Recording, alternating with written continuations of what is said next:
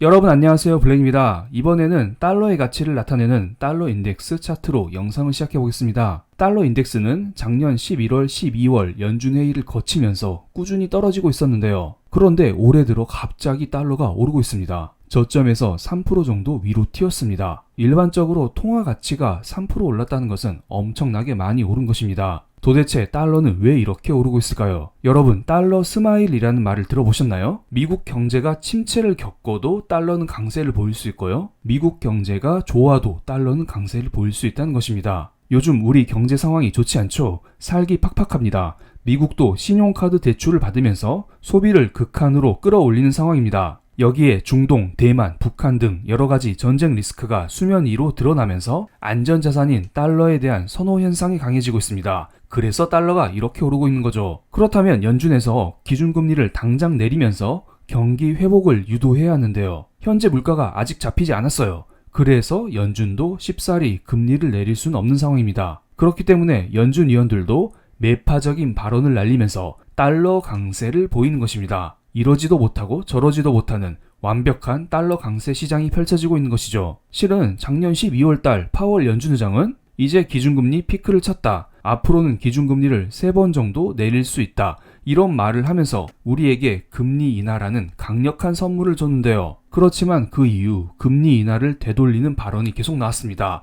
골드만삭스 CEO는 7번 금리 인하는 어렵다. 최근에 여러 연준 위원들은 금리 인하는 아직 멀었다. 빨라야 3분기다. 이런 말을 하고 있습니다. 그리고 연준의 2인자인 크리스토퍼 월러 연준 이사는 금리 인하는 서두르지 말고 신중하게 해야 한다. 아직은 물가가 잡히지 않았으니까 금리 인하는 시기상조다. 이런 말을 했습니다. 제가 이 상황에서 충격적인 차트를 하나 가져왔습니다. 이것은 페드워치에 나와 있는 선물 시장에서 투자자들이 미국의 기준금리를 어떻게 전망하고 있는지 그것을 나타내고 있는 것인데요. 3월 20일 연준 회의에서 많은 사람들이 현재의 기준금리를 동결한다는데 베팅을 하고 있습니다. 현재 기준금리 동결할 수 있는 거 아니야? 이런 생각을 할 수도 있는데요. 그렇지만 이 테이블을 보면 더 충격적인 느낌을 받을 수 있습니다. 한 달 전에만 해도 많은 사람들은 한 번 정도 금리를 내릴 것이다. 이쪽에 베팅을 하고 있었습니다. 그리고 일주일 전에도 마찬가지였고요. 불과 하루 전에도 연준은 기준금리를 한 번 정도 내려줄 것이다.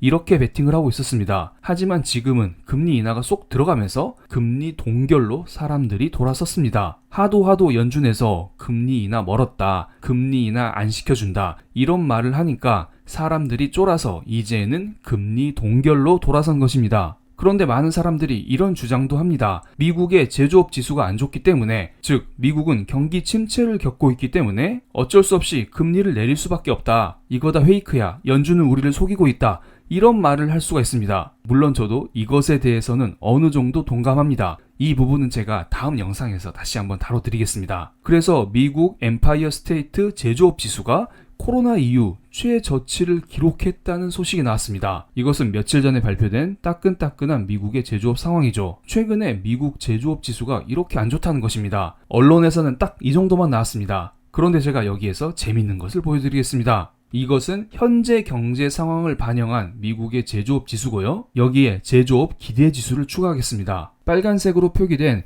엠파이어 스테이트 제조업 기대 지수는 오히려 상승하고 있습니다. 사업하시는 분들이 현재 경제 상황은 안 좋지만 앞으로 6개월 이후에는 경제 상황이 좋아질 거야, 이렇게 생각을 하고 있다는 것입니다. 참고로 엠파이어 스테이트 제조업 지수는 실물 경기 지표를 나타내는 것이 아니라 사장님들 대상으로 설문조사를 해서 집계해서 발표한 지수입니다. 이것은 참고해 주시기 바랍니다. 어쨌든 제조업의 현재 상황은 좋지 않지만 앞으로 많은 기업인들이 제조업 지수가 나아질 수 있다. 이렇게 생각을 하고 있다는 것입니다. 그래서 제가 여기에서 한 발 더 나아가서 생각을 해봤습니다. 도대체 지금 경제가 안 좋은데 무슨 기대를 하고 있는 것일까? 바로 인공지능 기반 IT 경기 회복을 기대하고 있는 게 아닐까요? 이것은 작년 말에 제가 올려드린 영상인데요. 제가 주로 현재 경제 상황이 안 좋다는 이야기로 영상을 꾸준히 올려드리고 있습니다. 썸네일만 봐도 아찔합니다. 금리 인하 속에 숨겨진 함정, 자유 낙하하는 중국은행 시스템, 지금 조심해야 합니다. 나는 당신이 달러 투자를 시작했으면 좋겠습니다. 금리 인하가 물 건너갔다고? 이렇게 끔찍한 썸네일 속에서 항상 영상 제목 말미에는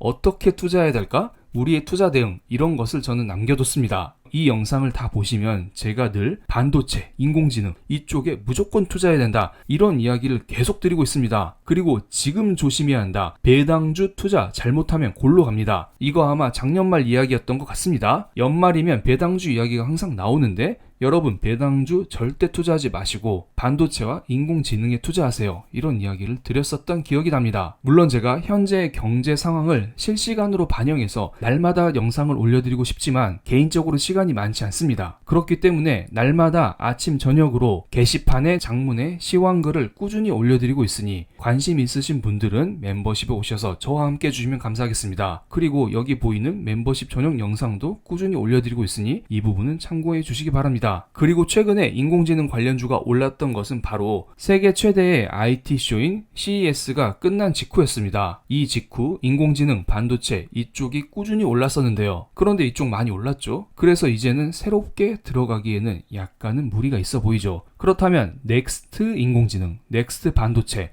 이것은 어떤 게 있을까요? 이번에 CES 2024 혁신상 스타트업에서 헬스케어 분야가 가장 많이 선정되었다고 합니다. 바이오 산업도 저는 유망하다고 생각을 하고 있어요. 지금은 금리 인하에 대한 기대감이 되돌려지는 구간이기 때문에 대표적인 성장주인 바이오가 힘든 생활을 보내고 있지만요. 다시 한번 연준에서 금리 인하에 대한 기대감이 커지는 순간 바이오가 충분히 주목을 받을 수 있을 것이라고 봅니다. 물론 지금 당장은 아닐 수가 있어요. 이 부분에 대해서는 적절한 타이밍이 오면 제가 공유를 드리겠습니다. 그리고 제가 재미있는 보고서 하나를 여러분께 소개를 시켜드리면서 영상을 마무리하겠습니다. 며칠 전에 한국은행에서 나온 보고서입니다. 한국은행 홈페이지를 뒤져보면 정말 주옥 같은 보고서가 엄청 많습니다. 그래서 저는 날마다 한국은행 홈페이지를 찾아보곤 하는데요. 이번에는 현재 경제 상황에 대해서 평가하는 보고서입니다. 보고서 제목은 IT 경기 반등에 힘입어 성장 흐름 점차 개선 이렇게 나와 있네요. 작년부터 한국의 반도체 수출이 개선되고 있다고 합니다. 그리고 이러한 개선세는 지금도 꾸준히 현재 진행형 상황입니다. 그래서 최근 들어 한국의 반도체가 꾸준히 오르고 있는 겁니다. 제가 괜히 반도체